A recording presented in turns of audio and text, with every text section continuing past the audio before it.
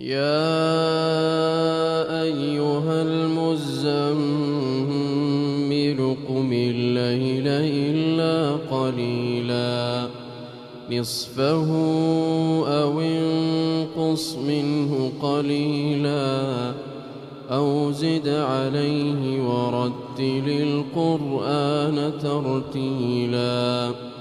إنا سنلقي عليك قولا ثقيلا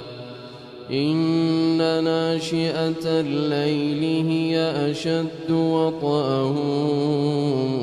وأقوم قيلا إن لك في النهار سبحا طويلا واذكر اسم ربك وتبتل إليه تبتيلا رب المشرق والمغرب لا إله إلا هو فاتخذه وكيلا واصبر على ما يقولون واهجرهم هجرا جميلا وذرني والمكذبين أولي النعمة ومهلهم قليلا إن لدينا أنكالا وجحيما وطعاما ذا غصة وعذابا أليما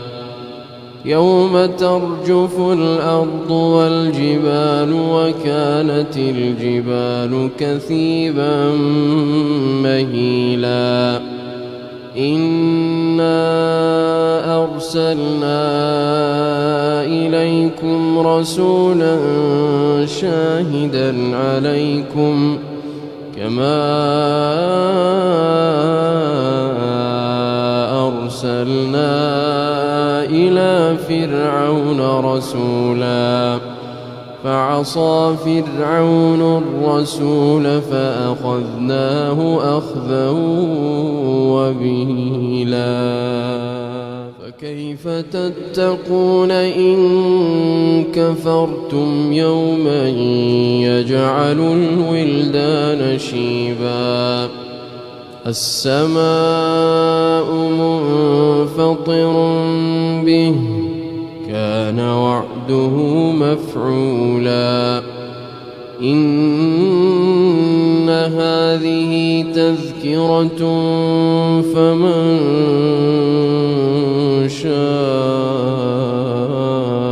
اتخذ إلى ربه سبيلا إن ربك يعلم أنك تقوم أدنى من ثلثي الليل ونصفه وثلثه وطائفة من الذين معك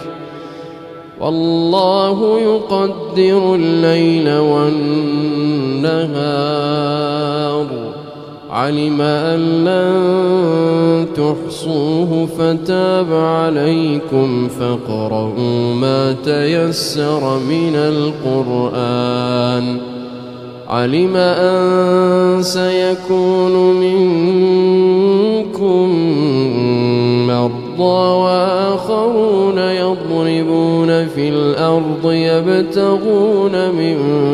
فضل الله وآخرون يقاتلون في سبيل الله فاقرؤوا ما تيسر منه وأقيموا الصلاة وآتوا الزكاة وأقرضوا الله قرضا حسنا وما تقدموا لأنفسكم من خير تجدوه عند الله هو خيرا